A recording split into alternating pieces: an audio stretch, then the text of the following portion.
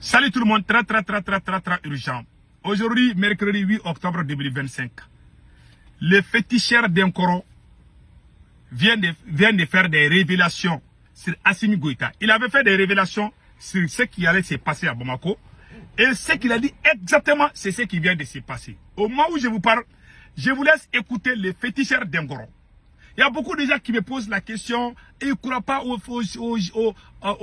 à la géomancie, aux féticheurs, ou nous sommes des... Moi, je suis musulman, je crois à Allah. Je prie et je crois à Allah. Mais ce qu'il vient de dire là, je vous laisse écouter en bambara et après on va traduire. Il s'adresse à Assimi Goïta. Il s'agit de féticheur d'Enkoro et Assimi Goïta. Et je m'excuse, et ce qui allait se passer à Bamako. Voilà, écoutons. Aujourd'hui est le 7 octobre 2025. A Kadigné Akani vidéo et Akala Segu Tumara ma Oroyala Punyakono Segu Tumara Ifolendo. Mina mi fo mane on plateau Tiginega Kuma Kofe ke e donne ba odeta komunu be dolo don katu sigiga plateau sans fait bi Oroyala Dambela Imololade. Ko parce que ko dekoro kuma na ko Bamako be na nyeji bo Bamako be na gele asoro aya o profiter ka donne ba do wele munu ko kulle na ni dolo kuma e jamana en kono munu ko kulle dolo masawiye nugo ko bongo ka ku daku hakila dige ko foshi teke amolola bide ni fe kuma ke de goro ko molola de an kuma ka karambo ke wala juye Bamako sigi kono onye tamasere kala ka dondi Segu Tumara parce que Segu Tumara ko kibina de ka video garder ko kile binani ani wolonfla kile binani ani kono to ko de goro ko Bamako be na nyeji bo Segu Tumara horoya le kana boka kuma de. Voilà. Et je pense que tout le monde a entendu. Je vais essayer de traduire. Il dit qu'il avait prévu. Aujourd'hui, ça chauffe à Bamako. Il dit qu'il avait dit ça. Vous vous rappelez bien, j'avais montré sa vidéo. Il dit que Bamako, là, ça va chauffer. Avant moins de 47 jours, que Bamako aura des très sérieux problèmes. Et c'est ça qui se passe aujourd'hui. Nous avons vu ça, c'est ce qui se passe aujourd'hui. Maintenant, qu'est-ce qui se passe? Il dit que il s'est adressé à moi. Parce que moi, ces choses-là, moi je les montre, mais je ne sais pas que des choses que moi je crois trop. Mais aujourd'hui, je lui donne raison. Je donne raison au féticheur d'Enkoro. Le féticheur d'Enkoro, il a parlé. Il a dit ce qui allait se passer. Et c'est ce qui est en train de se passer au moment où je vous parle. Donc l'État lui a donné raison. Il y a beaucoup de gens qui vont me poser la question, oh, les féticheurs, les fétiches là. Il y a des gens même qui disent qu'ils ne croient pas à la géomancie, les systèmes de fétiches en Afrique. Bon, on n'a qu'à croire à Dieu. Tout ce que Dieu fait est bon. Je suis d'accord. Hein. Mais je vais vous dire une chose. C'est que le monsieur l'a dit là. Il y a un féticheur malien qui avait dit que le président Ibeka allait tomber en 2020. Les gens l'ont traité de menteur, les gens l'ont insulté. Il dit que Ibeka va être chassé par les militaires, par un groupe de militaires. Moi, il dit que 2020 là, que ça ne va pas finir. Ibeka ne va pas finir son 2020 étant président du Mali. Il y a un grand féticheur malien qui a dit ça. Les gens l'ont insulté. 4-5 mois plus tard, Ibeka a été arrêté et humilié. Les gens ont commencé à dire, ah bon, pourtant il avait raison, hein, oui, là, on vient de voir. Donc le féticheur d'Enkoro, que je viens de vous montrer, ce qu'il avait dit. Moi j'ai dit, j'ai entendu, mais je vais garder la vidéo. Donc aujourd'hui, il m'a rappelé, il dit, ah, toi tu dis que si ça se passe, c'est donc voilà ce qui vient de se passer. Il y a beaucoup de gens qui disent beaucoup de choses.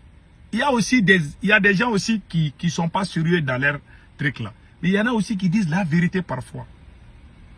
Parce que souvent on nous dit non, il ne faut pas croire à ces choses-là. Il y a beaucoup de vérité dedans, hein, ça je vous dis. Hein.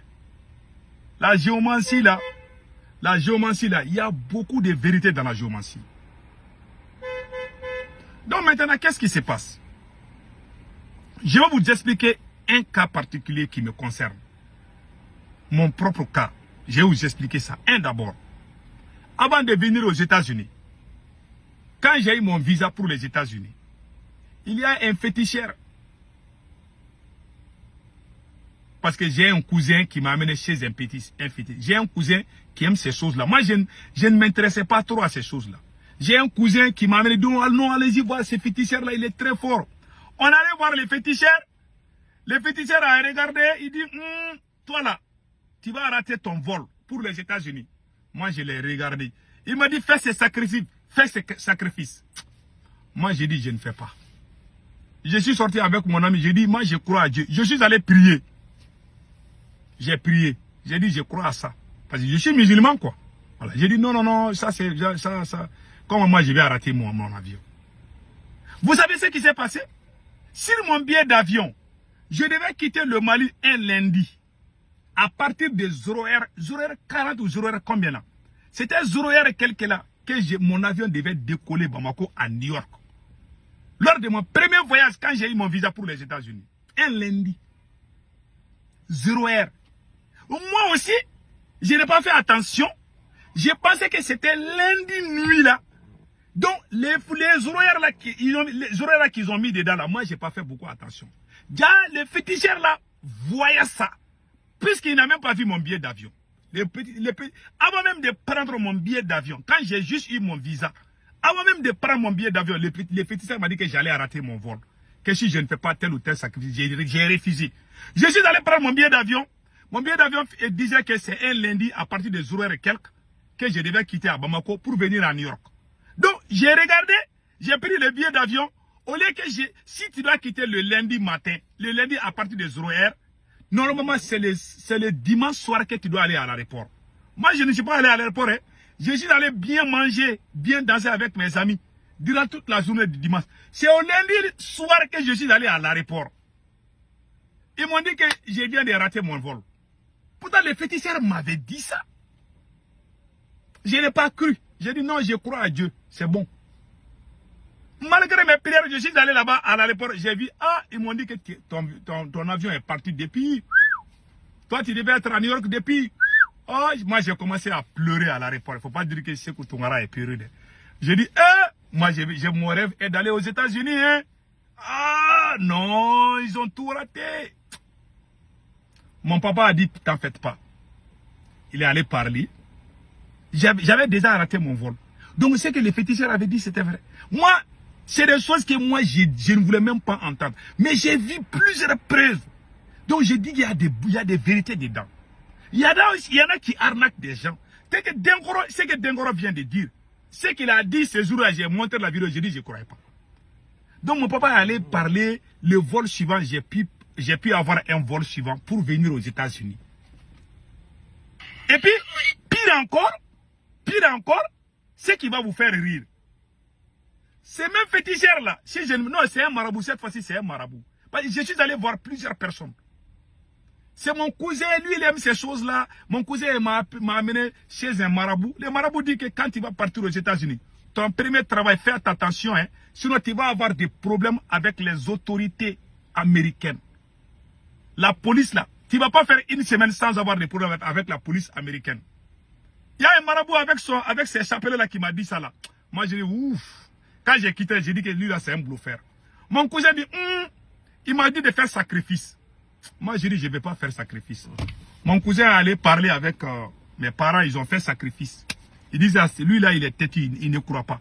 Mes parents ont fait sacrifice, je suis venu aux États-Unis. Ma première semaine, je suis venu aux États-Unis, 2 jours après j'ai commencé à travailler. Mon deuxième, je ne sais pas, ou troisième jour de travail, j'ai un patron qui est arabe. Il est d'origine syrienne. Voilà. Mon patron est venu. Il m'a dit de surveiller les habits dehors là, que les voleurs ne doivent pas voler. Moi, j'ai quitté aux États-Unis. J'ai quitté au Mali. J'avais les maux de ventre. Donc, je voulais aller aux toilettes. Je suis venu. J'ai trouvé qu'il y a les voleurs qui sont en train de voler partout. J'avais dit au patron. Le patron aussi m'a giflé. Mon patron, il m'a giflé. Moi, j'ai dit, on ne me gifle pas. J'ai dit à mon oncle. Il dit, non, c'est bon. Le lendemain encore, je suis venu. Mon patron m'a donné clac sur la tête. Quand mon patron m'a donné clac sur la tête, je l'ai frappé. J'ai frappé mon patron. J'ai pris mon patron. En ce moment, je viens d'avoir ma ceinture noire en taekwondo. Donc, j'ai pris mon patron, je l'ai bien frappé, je l'ai mis par terre et je suis venu m'asseoir sur sa poitrine. J'étais en train de le bien frapper. Les policiers sont venus. Les policiers sont venus, les policiers m'ont pris. Ils m'ont enlevé. Les policiers voulaient m'arrêter. Là, les Américains noirs sont venus. Il y a qui connaissent les Américains. Ils ont venu dire que l'arabe là qui est là, que c'est un raciste. Quand ils ont dit là, il y a un policier qui était noir, il y a un autre policier qui était blanc. Donc les policiers là ont dit, les policiers voulaient m'arrêter, mais ils ont hésité, ils ne m'ont pas arrêté. Ils ont arrêté mon patron. Parce que aux États-Unis, si tu es le premier à frapper là, tu risques de ne pas avoir raison d'être. Les gens, les témoins sont venus partout. Il y avait les Américains. Et ils étaient assis en train de regarder. Parce qu'aux États-Unis, vous allez vous boxer, les gens ne vont pas venir. Et ils étaient là, ils étaient contents quand je frappais les messieurs. Parce qu'ils n'aimaient pas les messieurs là. Donc, ils sont venus me défendre. Donc, vous voyez comment le sacrifice m'a sauvé dans ça. Quand on me disait que j'allais avoir problème avec la police américaine, je n'allais pas croire. Pourtant, les marabouts m'avaient dit ça. Donc, tout ça, c'est l'effet de Dieu. Mais les sacrifices là, c'est vrai. Moi, je crois beaucoup à ça. Moi, je ne croyais pas à ça. Mais j'ai vu plusieurs preuves. Donc, ceux qui vont dire, ah, les fétiches là, oh, ce que les marabouts disent là, tu n'as pas encore vécu. Si on te maraboute, si les gens te maraboutent là, tu vas comprendre ce que ça veut dire. Moi, j'étais comme vous. Hein. Ceux qui vont dire qu'ils ne croient pas, moi, je ne les avais pas parce que j'étais comme ça. Moi, je ne croyais à rien. Jusqu'à ce que j'ai été victime plusieurs fois. Je dis, il faut que j'attache ma ceinture là. Sinon là, c'est pas facile. Donc, vous connaissez l'Afrique. Vous connaissez très bien l'Afrique. Je vous dis, hein, moi, je connais un monsieur, il a fait un accident de travail, il a gagné beaucoup d'argent. Il est allé dans son village. Hein. Ça s'est passé au Mali. Je ne vais pas dire son village, le nom de son village, pour ma propre protection. Il est allé dans son village, il a acheté des vivres, des sacs de riz pour chaque famille au village. Quand il a quitté au village, il est tombé malade. Il est venu aux États-Unis, sa maladie ne finit pas. Les gens ont dit que, ah, on t'a marabouté là-bas. Que les vieux là qui sont là-bas, là, ils disent qu'il est venu se moquer d'eux. Parce qu'il a acheté des riz, il a donné ça gratuitement. Pour eux, il est venu montrer qu'il a l'argent. Qu'il est impoli. Hein. Il est venu aider, il a eu beaucoup d'argent aux États-Unis. Il est allé dans son village, il a donné des sacs de riz à tout le monde. Sa femme a rêvé. Hein. Sa femme dit que, moi j'ai rêvé là. Ils sont allés voir un marabout. Le marabout dit, pardon, il ne faut pas aller au village. Un marabout a dit, pardon, il ne faut pas aller au village. Sinon, tu risques d'avoir des problèmes. Il n'a pas écouté les marabouts, il dit que lui, il croit à Dieu. Il est allé au village, il est allé distribuer les billets des banques, beaucoup d'argent au vieux là. Donc les gens ont vu qu'il a l'argent, il y a des gens jaloux. Donc ils ont commencé à aller faire les voodoo là. Il est mort. Il est venu aux États-Unis, il est mort. Hein. Avant de mourir, il sentait. Avant de mourir là, il sentait. Il est mort. Le même jour, sa femme aussi est morte. On est méchants. Hein. Moi, j'ai vu tout ça. On maraboute les gens, on les fait du mal. Tu as beaucoup d'argent, tu veux aider tes parents là. C'est eux qui vont aller te marabouter. C'est la vérité. Les gens qui ne croient pas à ça, c'est la vérité. Donc c'était ça. Passez un excellent week-end.